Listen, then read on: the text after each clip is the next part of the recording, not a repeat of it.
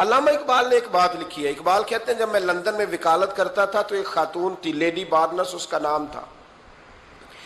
چھوٹے موٹے مقدمات لے کے وہ میرے پاس آتی تھی. بی بی ایک ہوٹل چلایا کرتی تھی. اس کا خامن جو تھا وہ فوج میں ملازم تھا. اقبال نے خود لکھا ہے, اقبال فرماتے ہیں کہ ایک دن وہ خاتون پھر کسی کیس کے سلسلے میں میرے پاس آئی, تو جب وہ آئی تو اس نے نقاب اوڑھا ہوا تھا, برقع کیا ہوا تھا.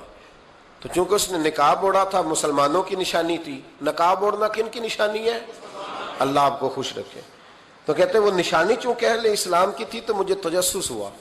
میں نے کہا لیڈی خیریت ہے؟ میم صاحبہ یہ برقع پہنا ہوا ہے. تو کہنے نہیں, ہنس کے, اقبال مجھے پکا یقین تھا کہ آپ ضرور پوچھیں گے. تو میں نے کہا اچھا تو یہ برقع؟ تو کہنے لگی الحمدللہ میں مسلمان ہو گئی.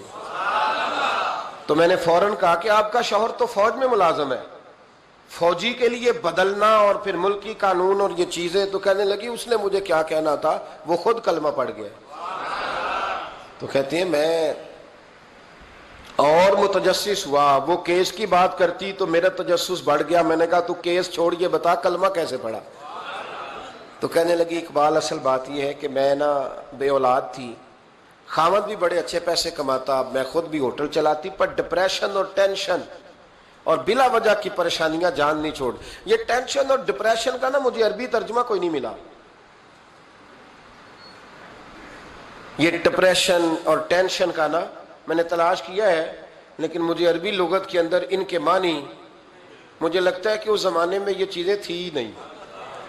ہوتی تو ان کا کوئی نام بھی, یہ آج ہے نا تو اس لیے آج کے زمانے میں ہی نام ہے مفت کا, مفت کی پریشانی.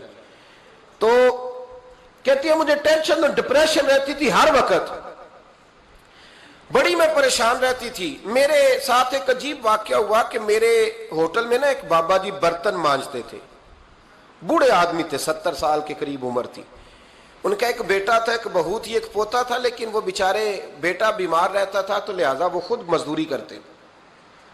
کہتی ہیں ایک دن وہ بابا جی میرے پاس آئے, کہنے لگے میم صاحبہ 2-4 دن کی چھٹی چاہیے. تو میں نے کہا خیریت ہے؟ کہنے لگے میڈم میرا بیٹا فوت ہو گیا. بیٹا, آپ کو پتہ ہے باپ کا جنازہ پڑھنا آسان ہے, بیٹے کا جنازہ اٹھانا بڑا مشکل کام. کہتی ہے میں کچھ لکھ رہی تھی, میرے ہاتھ سے قلم گر گیا. میں نے خود گاڑی بھیجی, بابا جی گاؤں چلے گئے جہاں وہ رہتے تھے. کہتی 2-3 دن کے بعد میں اور میرا شوہر گئے تو رستے میں ہم باتیں کر رہے تھے کہ کیا تعزیت کریں گے. ایک ہی بیٹا تھا, کوئی رشتہ دار بھی نہیں, تو اس کی تو کائنات اجڑ گئی, کن لفظوں سے اسے تعزیت کیا کہیں گے. کہتے جب ہم گئے تو وہ ٹوٹی ہوئی چٹائی پہ بیٹھا تھا, کچھ لوگ قریب تھے. ہم نے جا کے کہا بابا آپ مسلمان ہیں, ہم آپ کو کیا نصیحت کریں, ایک ہی بیٹا تھا, کہ کس طرح کر کے ہم آپ کو تسلی دیں. تو کہتے ہیں اس نے آنکھیں کھولی, بوڑھی آنکھوں میں ایمان کی روشنی. کہنے لگا بی بی کیا تعزیت کی بات کرتی ہو, میں نے کوئی پیسے جمع کرا کے بیٹا لیا تھا, خدا نے فضل سے دیا تھا, عدل سے لے گیا ہے. میں اپنے رب کے فیصلے میں بڑا راضی ہوں, اللہ بڑا کریم ہے, وہ لے گیا, اس کا مال تھا. آپ یقین کریں ہمارے دیہاتی لوگ یہ کہا کرتے تھے, میں نے کانوں سے سنا ہے. ایک بوڑھے آدمی کا ایک دفعہ بیٹا فوت ہو گیا تو کسی نے اس سے کہا بابا چھوٹی عمر میں بچہ چلا گیا, تو مجھے لفظ نہیں بھولتے, کہنے لگے پتر اللہ دی فصل ہے, کچی وڈے تاوی ہو دیے.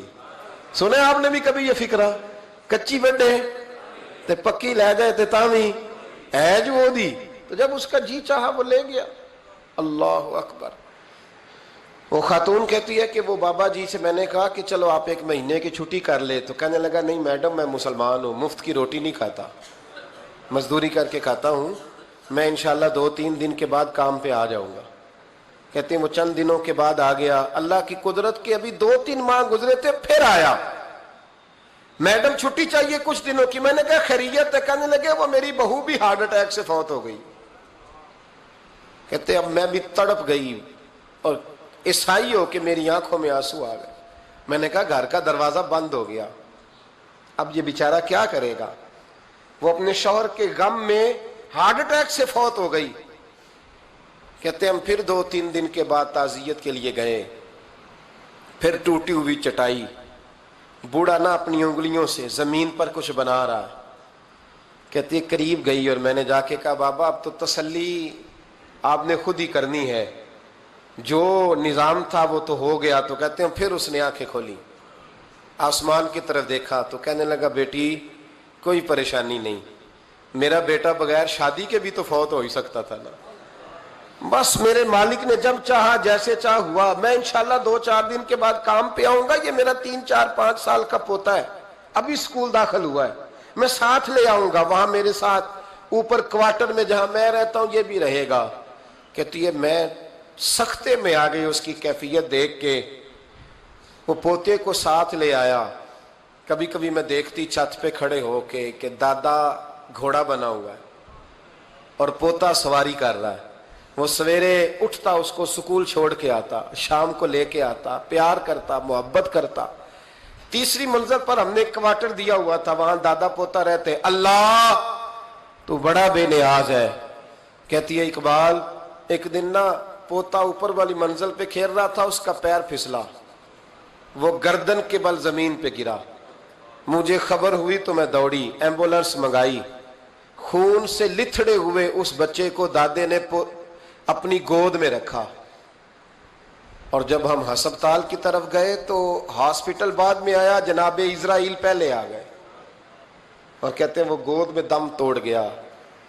پھر دادے نے اسے اپنے ہاتھوں سے غسل دیا, پھر اس نے اپنے بوڑھے ہاتھوں سے قبر کھودی اور پھر مٹی ڈال کے کہنے لگا انا للہ و انا الیہ راجعون, جے سونا ہی میرے دکھ وچ راضی, جے سونا ہی میرے دکھ وچ راضی. پھر سکھ نو چلے ڈاواں. کہتے ہیں وہ مٹی ڈالی اس نے, اور جب وہ واپس پلٹا تو میں بازو سے تھام کے ہوٹل قریب لائی, اور میں نے اس کے قریب کہا کہ بابا تو ٹوٹ گیا ہے, تو بکھر گیا ہے, مجھے محسوس ہوتا ہے کہ اب نہ تیری راتیں اور تیری صبحیں اور تیری شامیں غموں میں گزریں گی. تو کہتے ہیں یوں اس نے ہاتھ رکھے اور یوں آنسو چھٹک دیے. کہنے لگا میڈم کیوں میرے اندر کوئی عقیدہ نہیں, میں کوئی لوارث ہوں, میرا کوئی رب نہیں, میں کیوں پریشان رہوں گا, میں تو پکا ہوا پھل ہوں, تھوڑے دن گزریں گے قبر میں جاؤں گا, اور جب جنت میں جاؤں گا تو اللہ میری بیٹے سے بھی ملاقات کرائے گا, میرے پوتے سے بھی ملاقات کرائے گا, میرا رب ساری ملاقاتیں کرا دے گا, میں اپنے اللہ کی رضا پہ بڑا راضی ہوں. وہ خاتون کہتی ہے میرا اور میرے شوہر کا کلیجہ پھٹنے لگا. میں نے کہا بابا یہ جذبہ کہاں سے ملتا ہے, یہ سکون کہاں سے آتا ہے, یہ کیفیت کیسے ملتی ہے. مجھے کہنے لگا تو نے لینی ہے. میں نے کہا, تو کہنے لگا تو بھی گنبد خضرا والے نبی کا کلمہ پڑھ جا, تو بھی رسول اللہ کا کلمہ پڑھ جا.